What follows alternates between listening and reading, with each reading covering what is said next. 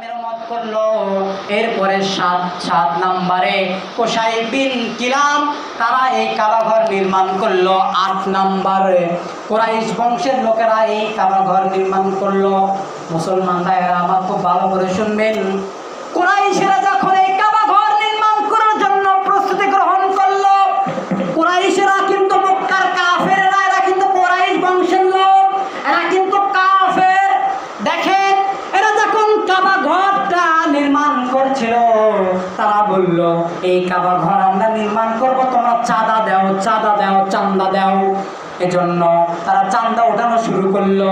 কুরাইশের নেতা বলল সাবধান সাবধান। সেই সময় কিন্তু সুদের প্রচলন ছিল, যেহেতু আইয়ামে জাহিলিয়াতের যুগ, কুরাইশেরা কিন্তু জাহেল, আইয়ামে জাহিলিয়াতের যুগ, সেই সময় কিন্তু সুদের খুব প্রচলন ছিল। ওরা বলল সাবধান সাবধান, আমরা যে আল্লাহর ঘর নির্মাণ করব, এই আল্লাহর ঘরে কেউ যেন একটি টাকা একটি পয়সাও কেউ যেন হারাম দিও না। যার যা সাধ্য আছে হালাল টাকা দিয়ে কাবা ঘর মেরামত করো, কাবা ঘরটা নির্মাণ করো। তখন তারা তাদের সাধ্য অনুযায়ী কাবা ঘরটা হালাল টাকা দিয়ে নির্মাণ করলো। সম্মানিত উপস্থিতি, আমি এখানে একটা তথ্য আপনাদেরকে দিতে চাই। ও বাঙালি মুসলমান, মক্কার কাফেররা যারা কি করে, আল্লাহকেও মানে এবং 33 কোটি দেবতার পূজা করে, মূর্তি পূজা করে, তারা আল্লাহর একটা ঘর নির্মাণ করার জন্য হালাল টাকা খোঁজে। আর বাংলাদেশের মুসলমানেরা কিসের হালাল আর কিসের হারাম? যার একটু ভালো টাকা আছে, যার একটু ভালো অর্থ আছে, যে একটু চাকরিজীবী, যে একটু ব্যাংকের কর্মকর্তা, যে একটু ব্যাংকের ম্যানেজার, যে একটু ব্যাংকের দায়িত্বে আছে, ওই ব্যক্তিকে যে একটু এনজিওর দায়িত্ব আছে, যে ব্যক্তি একটু টাকা পয়সা বেশি, মানুষ দেখে না, মানুষ যাচাই বাছাই করে না ওর টাকাগুলো হালাল কি না হারাম, এইটা যাচাই বাছাই করে না। সমাজের মধ্যে যার টাকা আছে, যেই নেতার টাকা বেশি, ওই নেতারে দায়িত্ব দেয়, মসজিদের দায়িত্ব দেয়, মাদ্রাসার দায়িত্ব দেয়, যে তোমার এই দায়িত্ব, তোমার এই কর্তব্য তুমি পালন করো। কিন্তু বেটা দেখে না টাকাগুলো হালাল না হারাম। আর দেখেন মক্কার মুশরিকদের, কাফেরদের ঈমান নাই, কিন্তু তারা বলতেছে 1 টাকা হালাল, 1 টাকা হারাম, 1 টাকা ঘুষের, 1 টাকা সুদের, এই সুদের টাকা ঘুষের টাকা দিয়ে আমরা কাবা ঘর নির্মাণ করব না। এমনকি মুসলমান ভাইয়েরা আমার, তারা যখন টাকা পয়সা দিয়ে ঘর নির্মাণ করলো, ওই যে কাবা ঘরের একটা অংশ কিন্তু এখনো বাকি আছে। সেই বাকি অংশের নাম হলো হাতিমে কাবা। আপনারা সার্চ দিয়ে দেখবেন, হাতিমে কাবা যে একটা অংশ, এখনো কিন্তু ওই অংশটা পড়ে আছে।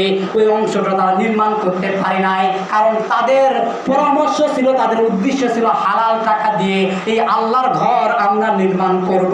ওর জন্য কিন্তু তারা আল্লাহর ঘরের একটা অংশ ফেলে রেখেছিল, হালাল টাকা দিয়ে নির্মাণ করেছিল, টাকা শর্ট পড়েছিল, তারা হারাম টাকা দিয়ে ওই ঘর নির্মাণ করে নাই।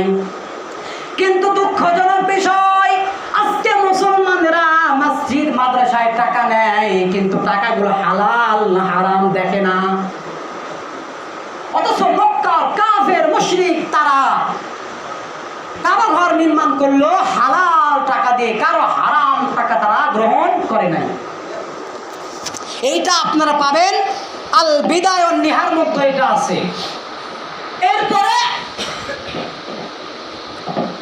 সেখানে কিন্তু আল্লাহর নবী মুহাম্মদ রাসূলুল্লাহ সাল্লাল্লাহু আলাইহি সাল্লাম, ওই সময় আপনার হাজরে আসওয়াদ পাথর, আপনার কে কোন দল, কুরাইশ গোত্র, বনি হাশিম, বনু মাখজুম, কে ওই পাথরটা মানে সম্মানিত পাথর, মর্যাদাপূর্ণ পাথর, বরকতপূর্ণ পাথর কে স্থাপন করবে, কে ওই কাবা ঘরের মধ্যে রাখবে, এইটা নিয়ে সে বিশাল কেসাল শুরু হয়ে গেল।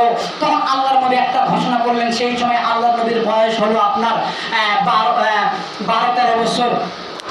তখন আল্লাহর নবী কি করলো, ওই কাফেরদেরকে বললো যে তোমরা কি করো, আগামীকাল সর্বপ্রথম যে ব্যক্তি এই কাবা ঘরের মধ্যে আসবে সর্বপ্রথম যে পৌঁছাতে পারবে সে ব্যক্তি পাথর ধরে সেই জায়গায় সেটিং করবে।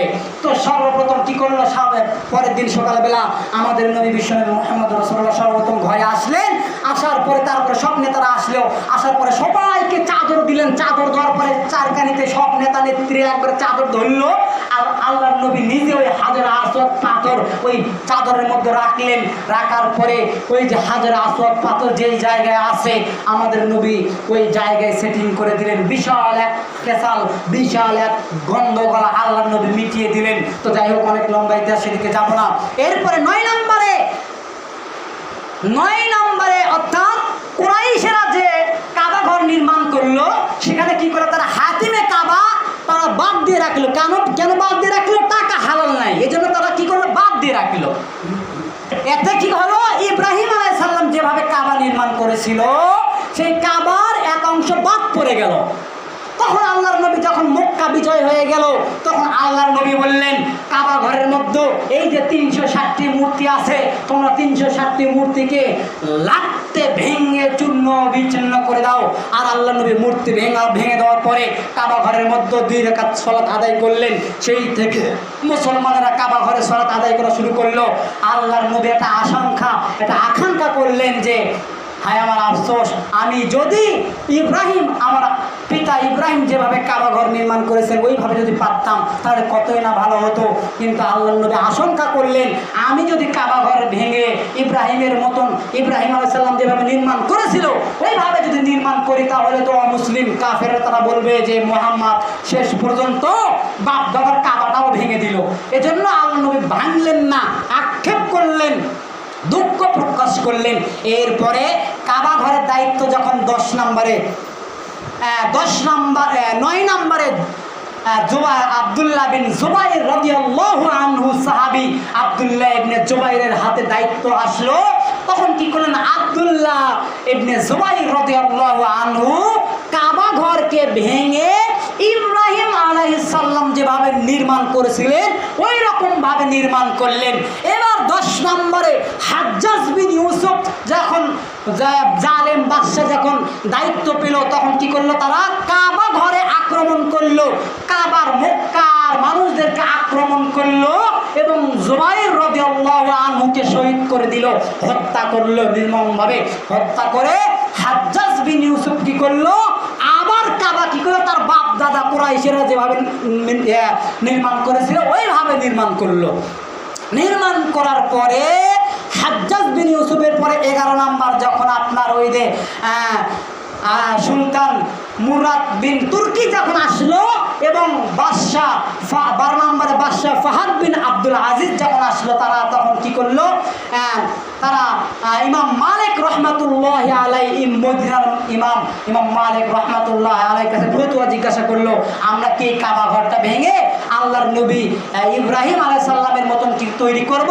তখন ইমাম মালিক একটা ফতোয়া দিল, না, কাবা ঘর যেভাবে আছে এইভাবে থাক, কিন্তু কাবা ঘর আপনার ভেঙে আগের মতন বানানোর কোনো দরকার নাই। কারণ যদি প্রত্যেক বাদশায় যদি কাবা ঘর তাদের মন মতো ভাঙে তাহলে মুসলমানের মধ্যে একটা খটকা লেগে যাবে, এই ঘর সম্পর্কে সন্দেহ প্রকাশ পাবে। এজন্য কাবা ঘর আর ভাঙার দরকার নাই, যেভাবে নির্মাণ হয়েছে ওইভাবেই থাক।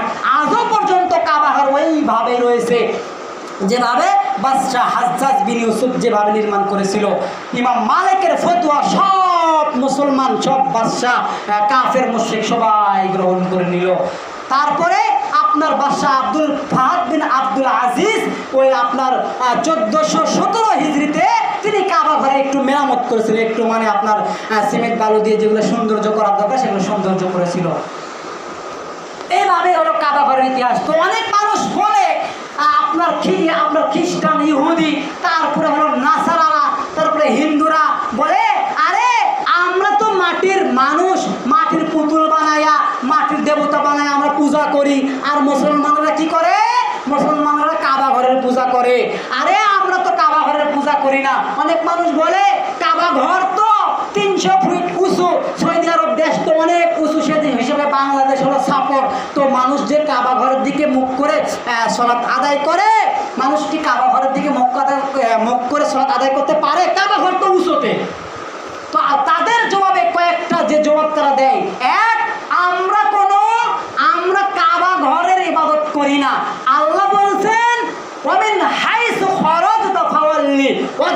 শাতরাল মসজিদুল হারাম, আল্লাহ মসজিদুল হারামের দিকে মুখ করে সালাত আদায় করতে বলেছেন, তাই আমরা মুসলমানেরা মসজিদে হারাম কাবার দিকে মুখ করে সালাত আদায় করি।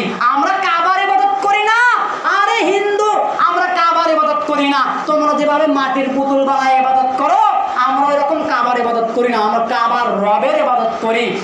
2 নম্বরে যারা বলে যে কাবা ঘর তো 300 ফিট উঁচুতে আছে, তো মুসলমানেরা সেজদা করে, ওই সেজদা তো কাবা ঘরে যায় না, আমরা তো সেজদা কাবাতে করি না।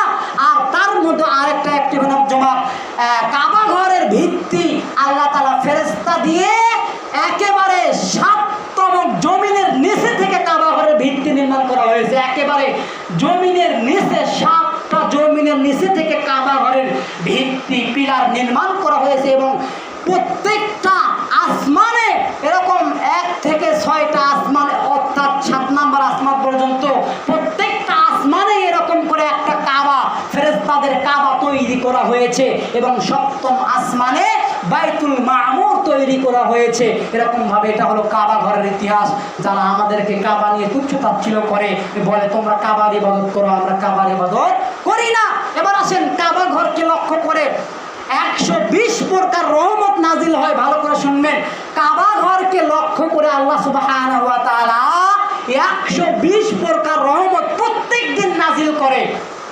মুসলমান ভাইয়েরা আমার, এই কাবা ঘরকে লক্ষ্য করে আল্লাহ রাব্বুল আলামিন 120 প্রকার রহমত প্রত্যেক দিন নাজিল করে। তার মধ্যে 7টি রহমত ওই ব্যক্তিরা পায় যারা কাবা ঘরে তওয়াফ করে, যারা কাবা ঘরে হজ করে। আর 40টি রহমত ওই ব্যক্তিরা পায় যারা কাবা ঘরের ভিতরে সালাত আদায় করে। আর 20টি রহমত ওই সমস্ত মানুষের জন্য যে সমস্ত মানুষ কাবাতে যাইতে পারে না, যে সমস্ত মানুষেরা কাবাতে যাইতে পারে না, শুধু কাবার দিকে তাকায়া তাকায়া সালাত আদায় করে। তাহলে কাবা ঘরকে লক্ষ্য করে আল্লাহ সুবহানাহু ওয়া তাআলা 120টি রহমত প্রত্যেক দিন নাজিল করে। ওই সমস্ত মানুষ এই রহমতের শামিল যারা কাবা ঘরকে দিক তাকিয়ে তাকিয়ে দেখে, কাবা ঘরকে দেখে দেখে ইবাদত করে, কাবা ঘরের দিকে মুখ করে ইবাদত করে, ওই সমস্ত মানুষ 20টি রহমত প্রত্যেক দিনই তারা পাবে। তো সম্মানিত মসজিদের মুসল্লিনে কেরাম, এই হলো কাবা ঘরের সংক্ষিপ্ত বর্ণনা, এই হলো কাবা ঘরের সংক্ষিপ্ত ইতিহাস। তো যুগে যুগে কাবা ঘরকে নিয়ে অনেক ষড়যন্ত্র হয়েছে, হবে, কিয়ামতের আগেও কাবা ঘরকে নিয়ে ষড়যন্ত্র হবে। আল্লাহ সুবহানাহু ওয়া তাআলা কোরআনুল কারীমের মধ্যে সূরাতুত তিন 30 নম্বর পারার আল্লাহ বলছেন, ওয়াহাদাল বালাদিল আমিন। আল্লাহ বলেন, ওয়াহাদাল বালাদুল আমিন, নিরাপদ শহরের কসম। মক্কা এবং মদিনা হলো নিরাপদ শহর। এই নিরাপদ শহরে, এই মক্কা এবং মদিনায় যে ব্যক্তি, যে সমস্ত মুসলমানেরা বসবাস করবে, যে সমস্ত মুসলমানেরা থাকবে, যে সমস্ত মুসলমানেরা সেখানে থাকবে, ওই সমস্ত মুসলমানেরা হবে নিরাপত্তা পাবে। আল্লাহ বলছেন, ওয়াহাদাল বালাদিল আমিন, নিরাপদ শহরের কসম। মনে রাখবেন, মক্কা মদিনায় কোনোদিন ভূমিকম্প হবে না। কিয়ামতের আগে পুরো পৃথিবী ভূমিকম্প হবে, আর মক্কা মদিনায় একবার ভূমিকম্প হবে। ওই ভূমিকম্পতে সমস্ত মুশরিক এবং সমস্ত কাফের, সমস্ত মুনাফিক ভয়েতে মক্কা মদিনা থেকে বের হয়ে যাবে। আর যারা টাটকা খাঁটি মুসলমান হবে, ওরা মক্কা মদিনায় দলে দলে প্রবেশ করবে। মনে রাখবেন, মক্কা মদিনাকে নিরাপদ শহর বলা হয়েছে এজন্যই। মক্কা মদিনায় কোনোদিন দাজ্জাল যেতে পারবে না, মক্কা মদিনায় কোনোদিন ইয়াজুজ মাজুজ যেতে পারবে না, মক্কা মদিনায় কোনোদিন শয়তান শ্রেণীর মানুষেরা আক্রমণ করতে পারবে না। যারাই আক্রমণ করতে আসবে তারাই ধ্বংস হয়ে যাবে। মনে